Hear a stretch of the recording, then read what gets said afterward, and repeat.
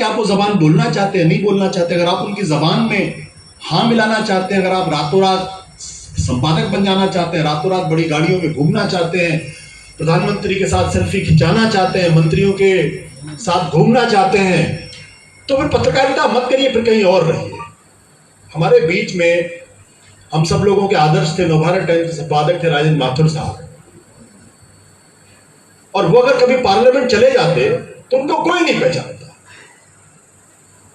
वो किसी मंत्री से नहीं मिलते थे, किसी एमएलए से नहीं मिलते थे, किसी मिनिस्टर से नहीं मिलते थे, किसी एमपी से नहीं मिलते थे।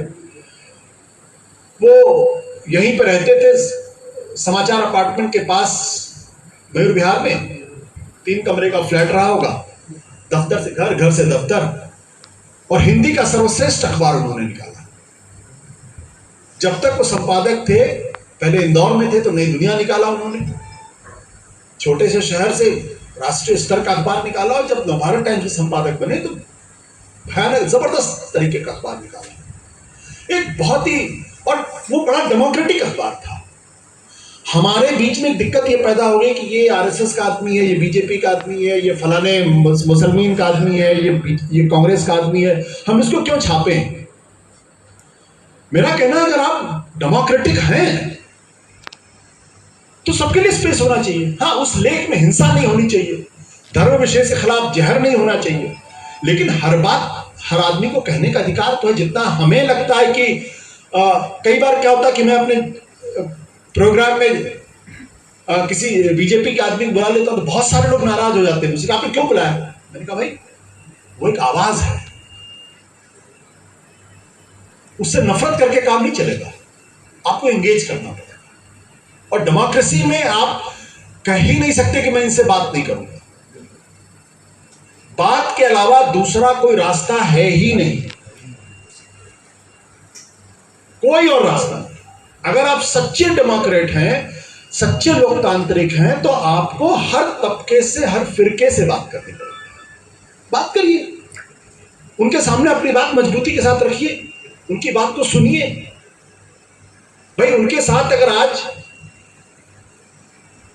उनकी सरकार है तो ये तो मानना पड़ेगा कि समाज का एक बहुत बड़ा तबका उनके साथ, हम ही ने तो, हमारे पुरखों ने तो संविधान बनाया था, उसकी एक प्रक्रिया निश्चित की थी, उस प्रक्रिया के तहत सरकारें बनी और सरकारें बिगड़ती हैं। हमें इतना तो भरोसा रखना पड़ेगा कि जिन लोगों ने इनकी सरकारें बनाई है वही लोग उनकी सरकारें भी गिराएंगे। हम अपनी बात को मजबूती के साथ रखते जाएं।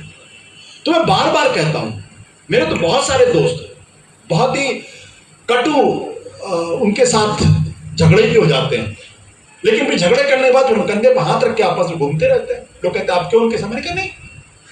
और इससे मुझसे मेरे बहुत सारे दोस्त लोग भी मुझसे नाराज रहते हैं कि हम इनके साथ क्यों खड़े। मैंने कहा खड़ा होना प्रश्न, दिक्कत तब पैदा होगी जब आप उनके दबाव में आके अपनी बोली बदल लेंगे। जब आप अपनी बोली बदल लेंगे, आपकी बोली में इतना दम होना चाहिए कि आप उनकी बोली को बदल सकें। उनको अपने हिसाब से उनको समझाएं कि जिस रास्ते पर आप चल रहे हैं ये मुल्क को बर्बाद करेगा। ये वो रास्ता नहीं है जिसपे गांधी जी ने हमको रास्ता चलना सिखाया। ये भगत सिंह का रास्ता नहीं है, सुभाष चंद्र बोस का रास्ता नहीं है, जवाहरलाल नेहरू का रास्ता नहीं है। ये रास्ता आपको सिर्फ एक ऐसे रास्ते पर लेके जाएगा जहां से वापसी संभव नहीं है। और मुझे लगता है कि जब आप समझाएंगे तो लोग समझेंगे। और यही बात मैं अपने तमाम पत्रकार साथियों को भी कहता हूं। और मैं जानता हूं कि जो छोटे शहरों में जो पत्रकारिता कर रहे हैं लोग, जिस तरीके की पत्रकारिता कर रहे हैं, वह दिल्ली जैसे शहर से ज्यादा खतरा है वहां पे। और आज के जमाने में जब किसी के खिलाफ एफआईआर दर्ज हो जाए, किसी के घर में रात को 12 बजे कोई आ जाए और अचानक गिरफ्तार करके ले जाए, उसको जमानत नहीं मिलती है, ऐसी धाराएं लगा देंगे, आपका पूरा परिवार बर्बाद हो सकता है। बहुत संकट। इसलिए आप जैसे एसोसिएशन की सबसे ज्यादा जरूरत वहां पे है। लेकिन मैं आपकी राय से बिल्कुल सहमत हूं। सरकार के भरोसे अगर पत्रकारिता करेंगे, सरकार के विज्ञापन पर अगर करेंगे तो फिर आप नहीं कर सकते। तो यही आज की पत्रकारिता की सबसे बड़ी दिक्कत है। क्योंकि बड़े बड़े चैनल रोज आप देखिए, राजस्थान सरकार का विज्ञापन आ रहा है, कहीं छत्तीसगढ़ सरकार का विज्ञापन आ रहा है, कहीं यूपी सरकार का विज्ञापन आ रहा है, कहीं प्रधानमंत्री जी का विज्ञापन आ रहा है। अब जब करोड़ों रुपए का विज्ञापन वो दे रहा है, तो आप जब उनके खिलाफ खबर करते हैं तो एक ही फोन आता है कि विज्ञापन लेना है या नहीं लेना है, तो आपको लगता है कि अरे 10 करोड़ रुपए तो वापस चले जाएंगे, फिर आप क्या करें? फिर क्या करें? हालांकि मैं जानता हूं कि छोटे शहरों में बहुत मुश्किल, अखबार चलाना बहुत मुश्किल काम, विज्ञापन आपको कहीं ना कहीं से लेना पड़ता। हम लोग भी सत्य हिंदी चलाते हैं, लेकिन हमने कॉन्शियसली यह फैसला किया है कि हम सरकार का विज्ञापन नहीं लेंगे। यह हमने तय किया और नहीं हमें लेना नहीं, क्योंकि हम जानते हैं जिस दिन वो होगा उस दिन हमारे ऊपर भी दबाव आएगा। और फिर उस दबाव क्या है कि लालच भी एक चीज होती है ना। आप जब आपके खींचते से 10 करोड़ रुपए या 10 लाख रुपए या 10 पैसे निकलने का खतरा पैदा हो जाता, तो फिर आदमी कहता है छोटी सी तो बात है, मान लो 10 पैसे आ जाएंगे जेब में, दिक्कत वहां पे पैदा हो जाती है। मैं सोशल मीडिया की आप लोगों ने बहुत तारीफ की, लेकिन सोशल मीडिया में भी एक दिक्कत है जो मैं बार बार कहता हूं, बीच का कोई रास्ता ही नहीं है आज की तारीख। या तो आप इधर हैं या उधर। हम अपने इकोसिस्टम में बात कर रहे हैं, वो अपने इकोसिस्टम में बात कर रहे हैं, वो संख्या बढ़ती नहीं है। 10 लोग इधर खड़े, आप उन 10 लोगों को मुखातिब हैं, 10 लोग उधर खड़े, आप उन 10 लोगों को मुखातिब हैं। दिक्कत, प्रॉब्लम क्या है कि ये 10 लोगों में से 5 लोग अगर इधर आ जाएंगे तो ये पलड़ा झुक जाएगा और ये पलड़ा भारी हो जाएगा। जिस दिन ये पलड़ा भारी हो गया उस दिन आपकी जीत हो जाएगी। लेकिन हम अब उनके बीच में बात करते हैं, उनके बीच में बात करते हैं। हम लोगों की, मुझे लगता है कि हम पत्रकारों की एक कोशिश ये होनी चाहिए कि जो हमको सच लगता है उसको एज इट इज कहें, बिना ये सोचे हुए कि इनको बुरा लग रहा है या उनको बुरा लग रहा है। हो सकता है मेरी बातों को सुनकर आज जो लोग थोड़े से गुमराह हैं उनको बात समझ में आए, उनको लगे बात तो सही कह रहा है, हो सकता है इधर से इधर आ जाए। लेकिन जब हम सब एक ही फिरके को संबोधित करके बात करते हैं तो फिर वो फिरके अलग अलग हैं और उनके बीच में कोई संवाद नहीं है, तो वो जितने इनके साथ है उतने उनके साथ। अगर इनमें से इधर कोई एक आ जाए, अगर ये कोशिश हम कर सके तो हमारे ख्याल से हमारी पत्रकारिता काफी आज के जमाने में थोड़ी सी सार्थक होगी। मेरी इस बात को कोई मानता नहीं, सब मेरा मजाक उड़ाते हैं, तुम क्या बात करते हो, उनसे कैसे बातचीत हो सकती है। मैंने उनसे कैसे बातचीत, मैंने कहा बातचीत के अलावा अगर कोई दूसरा रास्ता हो तो बता दीजिए आप मुझे। कोई रास्ता नहीं। और आज एक भाई फलस्तीन और इजराइल को भी बातचीत करनी पड़ती, भारत और पाकिस्तान को भी बातचीत करनी पड़ती, नहीं करनी पड़ती हो तो बता दीजिए। और जो बातचीत नहीं कर रहे हैं उन मुल्कों का हाल देख लीजिए, वहां क्या हालत है। गांधी जी कि आजादी की लड़ाई में जिस एक शख्स ने सबसे ज्यादा आलोचना की और क्या क्या नहीं कहा उनको, वो थे बाबा साहब अम्बेडकर। और 1932 में जब पूना पैक्ट, जब सेपरेट इलेक्टोरेट की बात हो रही तो गांधी जी ने उसका विरोध किया कि नहीं ये तो नहीं होगा। गांधी जी आमरण अनशन में बैठ गए। तो लुई फिशर की एक किताब है जिन्होंने भारत की आजादी की पूरी बारे में बातचीत की है। उन्होंने कहा अगर कोई एक शख्स था, ये उनकी टिप्पणी थी जो मुझे लगता है कि सही नहीं थी, लेकिन उन्होंने टिप्पणी की थी कि गांधी जी के जो ये इंडेफिनिट आमरण अनशन था कि कोई एक शख्स था जो उनकी मौत की कामना कर रहा था, तो वो थे बाबा साहब। ये उनकी टिप्पणी उस किताब में है। लेकिन दोनों लोग बैठे, तमाम मतभेद थे, खूब नोक-झोंक हुई, लेकिन ये तय हुआ कि आरक्षण पे हम कुछ रास्ते उन्होंने छोड़े, कुछ उन्होंने छोड़े, आरक्षण में बात हो गई। और जब 1947 में मुल्क आजाद हुआ तो गांधी जी ने कैबिनेट के लोग जवाहरलाल नेहरू को बुला के कहा कि एक ही आदमी है जो देश का संविधान बना सकता है, उनका नाम है बाबा साहब अम्बेडकर, जाके खोज को लेके आओ। उनको लॉ मिनिस्टर बनाया। तो गांधी जी का भी दिल तो छोटा हो सकता था ना, लेकिन दिल उन्होंने बड़ा किया। तब जब फिर उन्होंने कहा कि आप हिंदू महासभा के श्यामा प्रसाद मुखर्जी को भी रखिए, वो भी उस कॉन्स्टिट्यूएंट असेंबली में बने, वो भी कैबिनेट के मेंबर बने। और जब धारा 370 में बात की तो श्यामा प्रसाद मुखर्जी ने बात नहीं बोली, कुछ नहीं बोला वहां पे। तो सबको साथ लेके अगर चल पाएंगे तब तो मुल्क चलेगा, अगर सबको साथ लेके नहीं चल पाएंगे तो मुल्क नहीं चल सकता।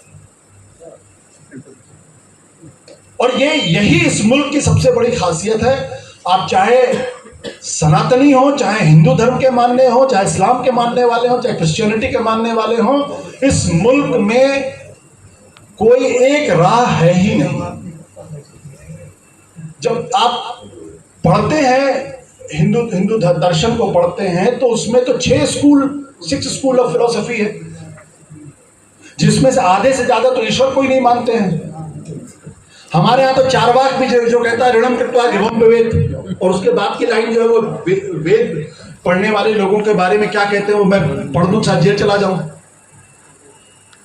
लेकिन उनको भी ऋषि का दर्जा दिया गया है। हमारे बीच में कबीर भी हैं। जब कहा गया कि कटमुल्लापन बहुत हावी था, तब उन्होंने कहा कांकर पाथर जोड़कर मस्जिद नहीं चलाए, ताचड़ मुल्ला बाग देखा बहरा हुआ खुदा है। क्या किसी ने कबीर को फांसी चढ़ा दिया था? तब उनको ये कहने की इजाजत थी, आज ये कहने की इजाजत नहीं है। आज रहमानी साहब कह देंगे तो पता चला यहां से निकल भी पाएंगे नहीं निकल पाएंगे। इतने मुकदमे हो जाएंगे कि मुकदमे झेलते झेलते का जीवन चौपट हो जाएगा। और वही कबीर कहते हैं, पाहन पूजे हरि मिले तो मैं पूजू पहाड़, वाते तो चाकी भली पीस खाए संसार। ईश्वर से ज्यादा बड़ा तो उन्होंने चाकी को बता दिया कि उसके खाने से कम आदमी को खाना तो मिलता है। पाहन पूजे हरि मिले, पत्थर पूजने से अगर भगवान मिलता है तो मैं पूजू पहाड़, तो मैं पहाड़ को पूजू, छोटे से पत्थर क्यों पूजू? वाते तो चाकी भली, उससे बेहतर तो चकैया है, कम से कम उसमें से हमें खाने को मिलता है, पीस खाए संसार। तब किसी की भावनाएं आग नहीं हुई, तब किसी ने नहीं कहा कि आप ईश्वर के शान में गुस्ताखी कर रहे हैं। अरे हम ईश्वर जो इतना महान है, इतना बड़ा है, उनकी रक्षा करने के लिए हमें बीच में ये बुर्गों की जरूरत है। वो आके बताएंगे। अरे उनको मेरी बात बुरी लगेगी तो मेरा निपटारा खुद ही कर देंगे, वो मेरा हिसाब कर लेंगे कि भाई तुमने मेरी शान में गुस्ताखी की, तुम हो कौन? वो तो पलक लेंगे तो कुछ भी करेंगे तो मैं तो खत्म हो जाऊंगा। लेकिन तमाम बीच में लोग आ जाते हैं कि नहीं, अरे आपने तो उनके शान में गुस्ताखी कर दी। तो जब कबीर को ये इजाजत थी कि पाहन पूजे हरि मिले तो मैं पूजू पहाड़, वाते तो चाकी भली पीस खाए संसार,